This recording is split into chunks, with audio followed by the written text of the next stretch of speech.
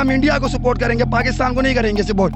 ক্রিকেটে আফগানরা ভারতকে সাপোর্ট করে এটা এখন আর নতুন কিছু নয়, কিন্তু আসল মজার ব্যাপার হলো পাশের দেশ পাকিস্তান বা অন্য কোনো মুসলিম দেশকে সমর্থন না করে তারা কেন ভারতের দিকে ঝুঁকে থাকে। প্রথমে আসি ক্রিকেটে। আফগানিস্তানের নিজস্ব বড় কোনো আন্তর্জাতিক মাঠ নেই, তাই বহু বছর ধরে তারা ভারতের দেহরাদুন, লখনৌ আর নয়ডাকে ব্যবহার করছে হোম গ্রাউন্ড হিসেবে। মানে আফগান খেলোয়াড়রা নিজেদের দেশের ম্যাচ খেলছে ভারতের মাঠে, আর বিসিসিআই তাদের দিয়েছে কোচ, প্র্যাকটিস সুবিধা এবং অন্যান্য সর্বধরনের সুবিধা।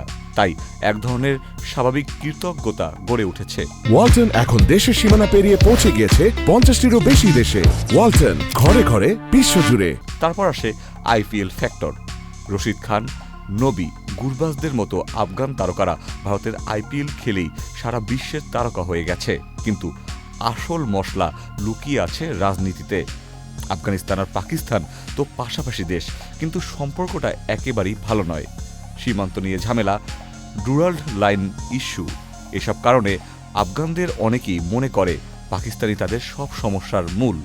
তাই পাকিস্তান যখন ভারতের বিপক্ষে নামে তখন অনেক আফগানের কাছে ভারতের জার্সি গায়ে চাপানো মানে পাকিস্তানের বিরুদ্ধে দাঁড়ানো। এর পাশাপাশি ভারতের দেওয়া স্কুল, হাসপাতাল, এমনকি সংসদ ভবন, এসব উন্নয়ন প্রকল্প আফগানদের মনে ভারতকে বন্ধু হিসেবে জায়গা করে দিয়েছে। তবে এই দিক থেকে ভারতও পিছিয়ে নেই।